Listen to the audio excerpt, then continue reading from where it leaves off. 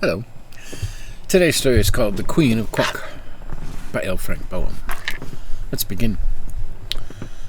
A king once died, as kings are apt to do, being as liable to shortness of breath as other mortals. It was high time the king abandoned his earth life, for he had lived in a sadly extravagant manner, and his subjects could spare him without the slightest inconvenience. His father had left him a full treasury, both money and jewels being in abundance, but the foolish king, just deceased, had squandered every penny in riotous living. He had then taxed his subjects until most of them became paupers, and this money vanished in more riotous living. Next, he sold all the grand old furniture in the palace, all the silver and gold plate and bric-a-brac, all the rich carpets and furnishings, and even his own kingly wardrobe, reserving only a soiled and moth-eaten ermine robe to fold over his threadbare raiment, and spent the money in further riotous living. Don't ask me to explain what riotous living is. I only know from hearsay that it is an excellent way to get rid of money.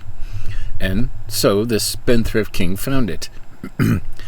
He now picked all the magnificent jewels from his kingly crown and from the round ball atop his scepter, and sold them and spent the money. Riotous living, of course. But at last he was at the end of his resources. He couldn't sell the crown itself, because no one but the king had a right to wear it. Neither could he sell the royal palace, because only the king had the right to live there.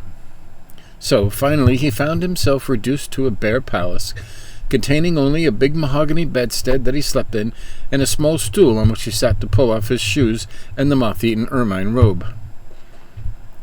In this strait, he was reduced to the necessity of borrowing an occasional dime from his chief counselor with which to buy a ham sandwich. And the chief counselor hadn't many dimes. One who counseled his king so foolishly was likely to ruin his own prospects as well. So the king, having nothing more to live for, died suddenly, and left a 10-year-old son to inherit the dismantled kingdom, the moth-eaten robe, and the jewel-stripped crown. No one envied the child, who had scarcely been thought of until he became king himself. Then he was recognized as a personage of some importance, and the politicians and hangers-on, headed by the chief counselor of the kingdom, held a meeting to determine what could be done for him. These folk had helped the old king to live riotously while his money lasted, and now they were poor and too proud to work, so they tried to think of a plan that would bring more money into the little king's treasury, or it would be handy for them to help themselves too. After the meeting was over, the chief counselor came to the young king, who was playing peg-top in the courtyard, and said, "Your Majesty, we have thought of a way to restore your kingdom to its former power and magnificence." "All right," replied his Majesty carelessly. "How will you do it?" "By marrying you to a young lady of great wealth," replied the counselor. "Marrying me?" cried the king. "Why, I am only 10 years old." "I know it is to be regretted, but your Majesty will grow older, and the affairs of the kingdom demand that you marry a wife." "Can't I marry a mother instead?" asked the poor little king, who had lost his mother when a baby. "Certainly not," declared the counselor. "To marry a mother would be illegal. To marry a wife is right and proper." "Can't you marry her yourself?" inquired his Majesty, aiming his peg-top at the chief counselor's toe, and laughing to see how he jumped to escape it. "Let me explain," said the other. "You haven't a penny in the world, but you have a kingdom. There are many rich women who would be glad to give their wealth in exchange for a queen's coronet, even if the king is but a child. So we have decided to advertise that the one who bids the highest shall become the Queen of Quok." "If I must marry at all," said the king after a moment's thought, "I prefer to marry Niana, the armorer's daughter." "She too is poor," replied the counselor. "Her teeth are pearls, her eyes are amethyst, and her hair is gold," declared the little king. "True, your Majesty, but consider that your wife's wealth must be used. How would Niana look after you have pulled her teeth of pearls, plucked her amethyst eyes, and shaved her golden head?" The boy shuddered. "Have your own way," he said despairingly. "Only let the lady be as dainty as possible and a good playfellow." "We shall do our best," returned the chief counselor, and went away to advertise throughout the neighborhood kingdoms for a wife for the boy of King of Quok. There were so many applicants for the privilege of marrying the little king that it was decided to put him up at auction, in order that the largest possible sum of money should be brought to the kingdom. So on the day appointed, the ladies gathered at the palace from all the surrounding kingdoms of Bilkin, Mulgravia, Junkum, and even as far away as the Republic of Macvelt.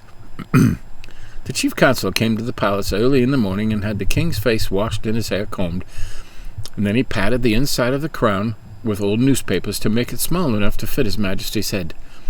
It was a sorry-looking crown, having many big and little holes in it where the jewels had once been, and it had been neglected and knocked around a bit until it was quite battered and tarnished. Yet, as the counsellor said, it was the king's crown, and it was quite proper he should wear it on the solemn occasion of this auction. Like all boys, be they kings or paupers, his majesty had torn and soiled one of his suit clothes so that they were hardly presentable, and there was no money to buy new ones. Therefore the counsellor wound the old ermine robe around the king and sat him on the stool in the middle of the otherwise empty audience chamber. And around him stood all the courtiers and politicians and hangers-on of the kingdom, consisting of such people as were too proud or lazy to work for a living. There was a great number of them, you may be sure, and they made an imposing appearance. Then the doors of the audience chamber were thrown open, and the wealthy ladies who aspired to be Queen of Quok came trooping in. The king looked them over with much anxiety and decided they were each and all old enough to be his grandmother and ugly enough to scare away the crows from the royal cornfields, after which he lost interest in them. But the rich ladies never looked at the poor little king squatting upon his stool. They gathered at once about the chief counsellor, who acted as auctioneer.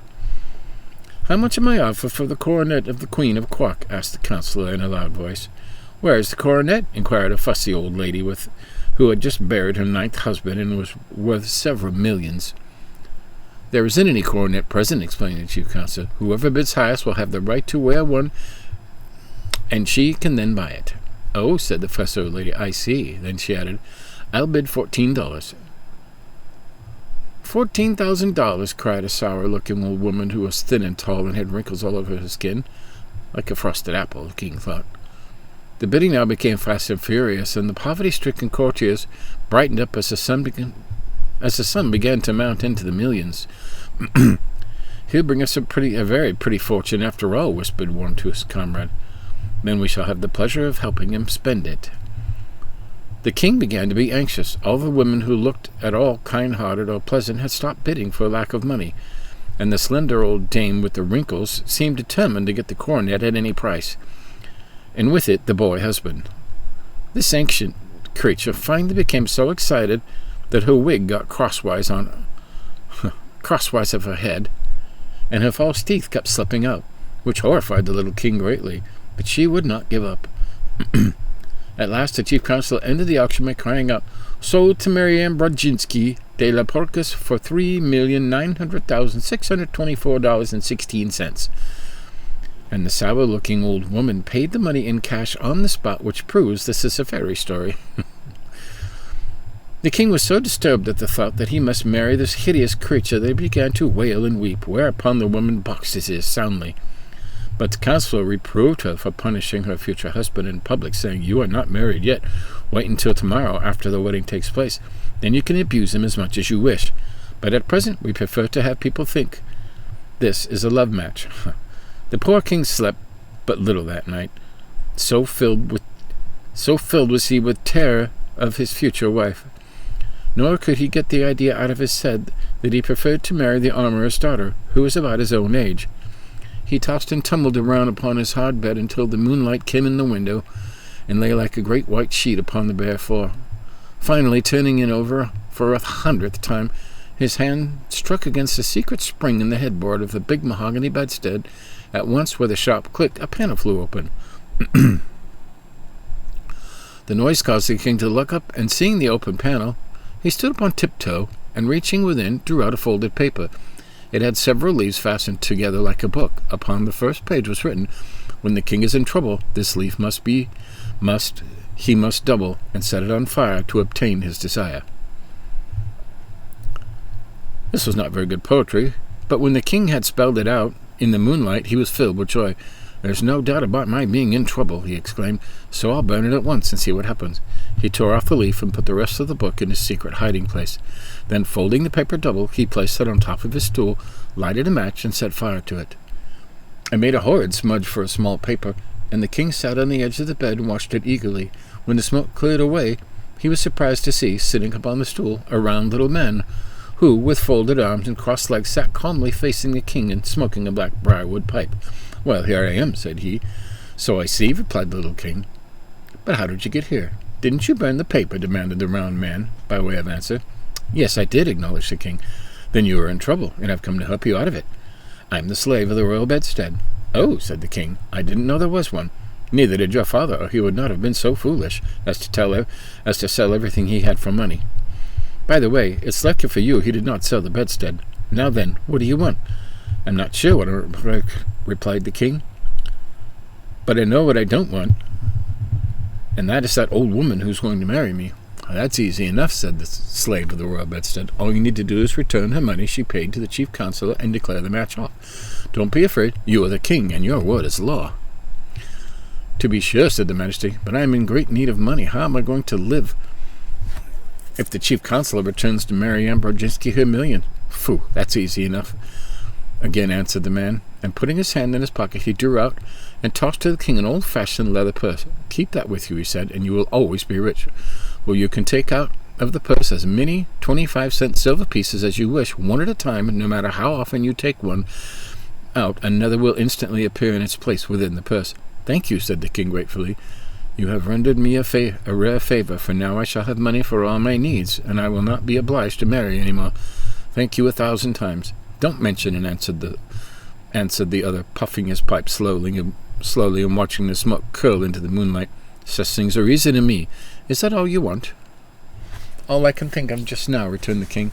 "Then please close the secret panel in the bedstead," said the man. "The other leaves of the book may be of use to you some time." The boy stood upon the bed as before, reaching up, closing the opening so no one else could discover it. Then he turned to face his visitor, but the slave of the royal bedstead had disappeared. "I expected that," said his majesty, "yet I'm sorry he did not wait to say goodbye." With a lightened heart and a sense of great relief, the boy king placed the leathern purse underneath his pillow and climbed into bed and slept soundly until morning. When the sun rose, his majesty rose also, refreshed and comforted. The first thing he did was to send for the chief counselor. The mighty personage arrived looking glum and unhappy, but the boy, who was too full of his own good fortune to notice, said he, "I have decided not to marry anyone, for I have just come into a fortune of my own. Therefore I command you to return to that old woman the money she has paid for you, the right to wear the coronet of the Queen of Quok, and make public declaration that the wedding will not take place." Hearing this, the counselor began to tremble, for he saw the young king and decided to reign in earnest, and he looked so guilty that his majesty inquired, "Well, what is the matter now?"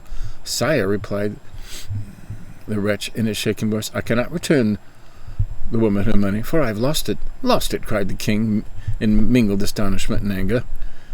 "Even so, your majesty. On my way home from the auction last night, I stopped at the drugstore to get some potash lozenges for my throat, which was dry and hoarse with so much loud talking, and your majesty will admit it was through my efforts the woman was induced to pay so great a price.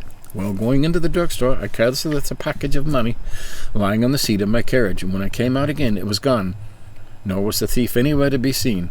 "Did you call the police?" asked the king. "Yes, I called, but they were all on the next block, and although they have promised to search for the robber, I have little hope they will ever find him." The king sighed. "What shall we do now?" he asked. "I fear you must marry Mary Ann Brodzinski," answered the chief counselor, "unless, indeed, you order the executioner to cut her head off."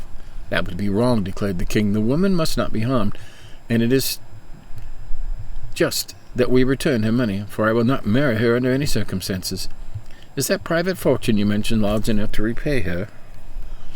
asked the counselor. "Why, yes," said the king thoughtfully, "but it will take some time to do it, and that shall be your task. Call the woman here." The counselor went in search of Mary Ann, who, when she heard she was not to become queen, but would receive her money back, flew into a violent passion and boxed the chief counselors so viciously that they stung for nearly an hour. But she followed him into the king's audience chamber, where she demanded her money in a loud voice, claiming as well the interest due upon it overnight. "The counselor has lost your money," said the boy king, "but he shall pay you every penny out of my own private purse. I fear, however, you will be obliged to take it in small change." "That will not matter," she said, scowling upon the counselors, if she longed to reach his ears again. "I don't care how small the change is, so long as I get every penny that belongs to me and the interest. Where is it?" "Here," answered the king, handing the counselor the leathern purse.